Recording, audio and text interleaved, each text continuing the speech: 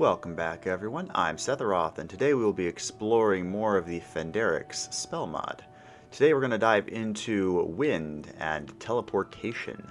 These are two fun types of spells that give the character a sense of mobility and control over the elements that you didn't get in traditional Skyrim. So without further ado, let's go ahead and bring in our lovely assistant. That is our friend Mr. Churl. Now, coming right out the gate, I want to show you guys which spells interact positively with our wind magic. So we're going to be combining the wind spell Gust. Alright, attack a target with a gust of wind that will immobilize the target temporarily. So we should be seeing some kind of that. Okay, we've got a nice little throwdown on there. So the way that you combine these two, that right there. If you throw wind on a fire, you will do extra damage. Now with Phenderix, there's also some level scaling involved, which means when we start with Channel and then throw in a bigger spell, a more advanced wind spell I should say, it will actually explode. So the Gust spell, when you mix it with fire, increases the burning effect, but a higher level wind spell plus fire makes everything go boom. So there's that. Keep that in mind. Everything goes boom, just as it should. Alright, so again, that is the Gust spell, which is a cool kind of, it's a channeled effect. It just gives you a really potent, which is a nice effect. I like that it gives you some knockback, because with Frost Magic, for example, you got some crowd control in that you could slow down your opponents, but I like that the wind magic comes with actually knocking them down, which might seem a little overpowered unless you run the mods that I run, where you're constantly outnumbered and you need to knock some people down. The next spell combination to be aware of is when you combine an earth spell with a wind spell. So when you do an earth spell, it creates a dirty effect. That's when the character, the creature has that, well, dirty look. And then you combine that with wind, and as you notice, the dirty effect got dispelled. So if you combine wind and earth, you actually dispel the dirty effect, whereas if you combine wind and fire, you amplify the fire effect. So you want to make sure that when you're picking which spells to combine, you're amplifying your effects and not dispelling them by accident. Alright, with Gust out of the way, we're going straight into Gale. Unleash a gale of wind to rip at an enemy and send them flying backwards. So we're expecting this to be a little more potent than Gust. That would qualify. Wow, how far? That went pretty far. Let's see if we can get them all the way past the little training dummies there. Wow. Again, that is a concentration-based spell with a massive knockback. That's intense. I bet that doesn't work on like bigger things like giants and mammoths, but for your humanoids, that's quite effective. Boom shakalaka. Right. I try to do the lower level spells first. So, for example, Apprentice level blow spell. Harness the wind to strike at a target for 12 damage at a close distance. So we're going to test the range. Oh, that was a pretty decent range. Does it do more damage? Okay, so that particular spell, it's not concentration, it just has a short burst. So you want to keep that in mind, because it will surprise you if you're expecting that to constantly keep going and then it runs out when you're trying not to die. On that subject, our next little experiment is going to be involving the Cyclone Ball, which for some reason, despite my incredibly high destruction magic level, blasts a target with wind magic for 0 damage and sends them flying. So I'm assuming that's a faux pas, and that this will actually hurt this poor guy. And it did. It did. So that's just a little oops on the part of the modder, I guess, that the spell says 0 damage when it clearly does something. Although I do notice it is for being an expert level spell, that's really not too shabby on the magicka cost, which is kind of nice. Which I suppose makes sense, because it's more about knocking your opponent back than doing damage. I mean, look, this is a churl, and I didn't even do half damage with a expert level spell. So I feel like that's one way that the modder has balanced this out, Wind magic doesn't do as much damage, but it gives you a lot more crowd control. So depending on the type of mage you're building, that could be preferable. Okay. Our next spell is Force Strike, which is a very powerful force attack. It does immense knockback damage to an opponent at close range.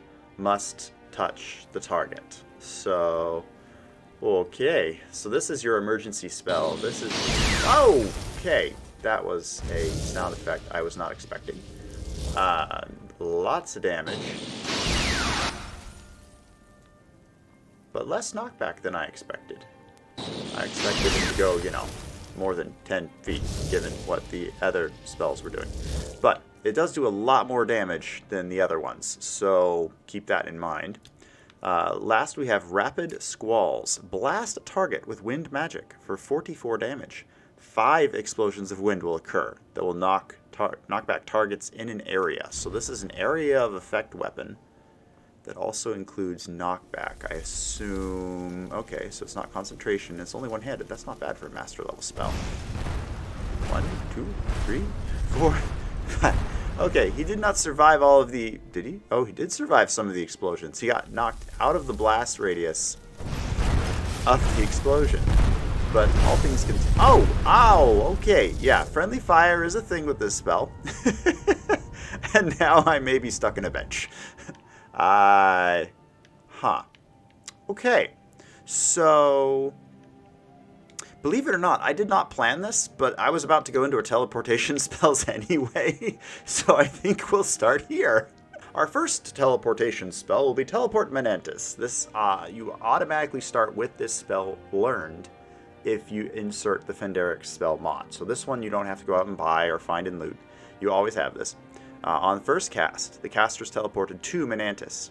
On second cast, the caster is teleported to where they were before going to Manantis.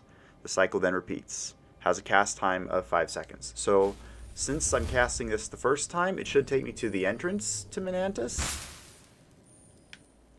And there we go. Okay, I am no longer stuck in a bench. That's helpful. And I'm in God mode right now, so I think I'll just have to sprint back to the spell experimentation room. But at least I'm out of the bench, so bear with me. Okay, back to our regularly scheduled program before I knocked myself into... Oh, no, oops. Whew.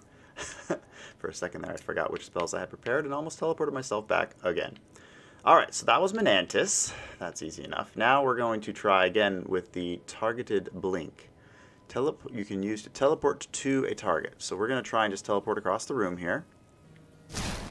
There we go. Okay, so that can be used to immediately get to a follower, or if you're doing an assassin type build, you could hop through, use that for an ambush, or technically you could use that to just jump through town really quickly. Like if you get tired of running from all the way Dragon's Reach all the way down to the exit of Whiterun, you could just use this and just kind of hop from person to person. That could be funny. Alright, next we have Mark and Recall. These two are used together. So this is kind of an extension of how the Manantis spell works. So if I was in Whiterun and I cast Teleport Manantis, it would remember that I started off in Whiterun, so that if I cast the spell a second time while in Manantis, I go back to Whiterun. The Mark Recall spell work in a similar fashion. So for example, I'm going to mark this location, and then we're going to go for a walk / sprint, because I don't have that kind of time. Alright, we went for a long walk. We still are marked in the spell experimentation room, and now we're going to cast Recall. Boom, shakalaka. There we go. So you can use that across any distance. The only thing I would recommend double checking is I don't know how long that mark location is saved.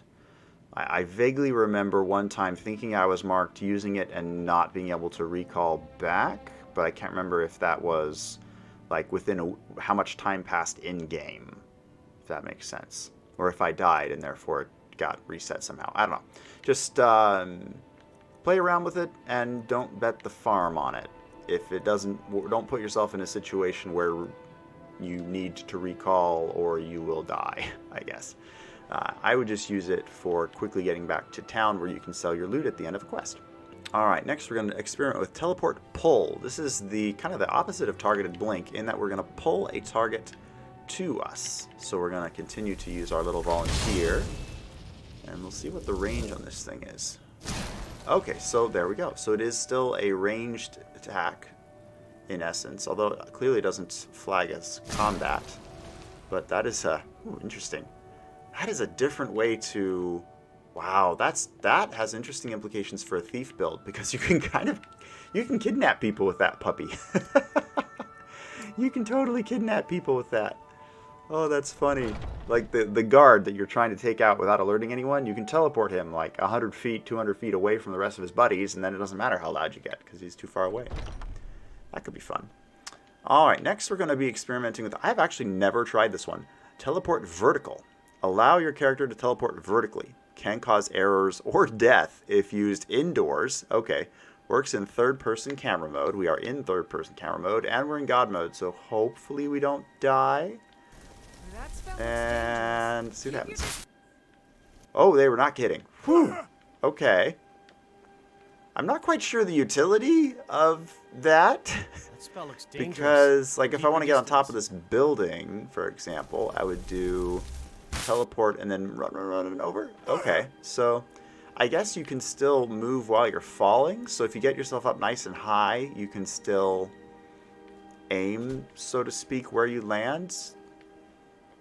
But other than that, this seems just like a really good way to get yourself killed if you're not careful. That was a very high height. Like from vanilla Skyrim's falling rules, that would kill you. So be aware of that, and be careful. Be very, very careful. Last but not least, my favorite. This is one of the spells I will actually give my character this at the start of the game if I am doing some mod testing, because it's the best way to hop around to different cities without, actually walking there. So we can instantly get to any of the major holds. We also have the option of going into the minor cities, like Falkreath, Morthal, Dawnstar, Winterhold.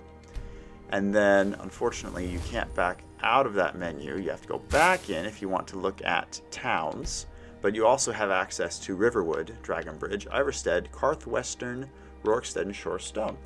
So this works out really nice for me because I like to hop over to Riverwood and test out. That's usually the first place I like to test because a lot of the starting quests and things are there. So being able to teleport there in a hurry is always helpful, along with, of course, Whiterun.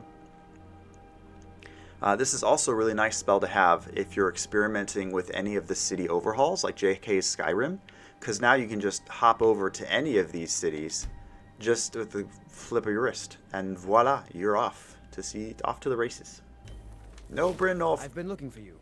Oh, courier. I'm supposed to deliver. He stopped me. Your hands only. Let's see here. They got me. I have a letter here for you. This is the problem when you power level your character up to level 40 just so you can do a demo. The courier is waiting to ambush you with letters and quests. Oh, that's funny. He pinned me down so Brynolf could get to me. Riches beyond imagining. Never done it all this day's work. Can I get away from you? Yes, I can. Okay. So anyway, that's how the teleportation spell works. I like to start off with it because it gives me more mobility, especially when I'm just testing things out and getting a feel for the different holds and testing out different quests and things. You could argue that it's pretty overpowered because obviously you can instantly travel to any known location. All of the quests that I didn't qualify for 20 minutes ago when I was level 1, now I can because I modded myself up to level 40 for the demo. So there we go. Anyway, alright, let's get away from NPCs because they're stealing my thunder. Alright. So, I wonder if my recall spell still works. Can I still recall back to the spell room? That would be very nice. Yes? Aha! That's awesome. Alright, so that is it for my spells today. Let me know in the comments below which of the teleport spells did you like the most. Personally, I thought Targeted Blink was a really nice way to bring alteration magic into the realm of a thief or an assassin type character. I thought that was pretty fun. And obviously teleport to any major hold in Skyrim is fantastic. So I hope you guys are having a wonderful day. Feel free to like my video and subscribe to my channel. I hope you're all having a great day. Take care. Bye.